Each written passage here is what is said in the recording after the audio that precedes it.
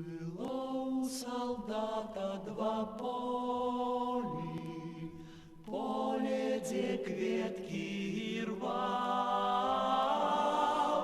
бегався брамі на волі, і поле, де он воевал. Тихо было и чисто у полі яго дзяцінства, были огонь и дым на полі ратным тым. Два полі было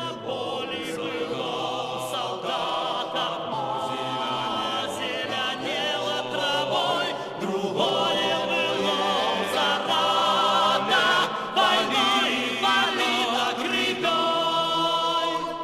Тихо было и чисто у полі яго дзяцінства, были огонь и дым на полі ратным тым.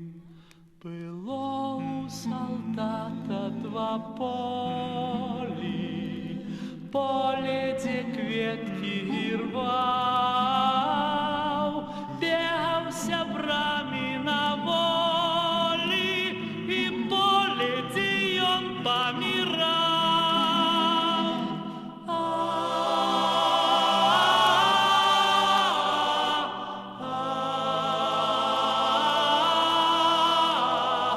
Были огонь и дым на полі ратным тым.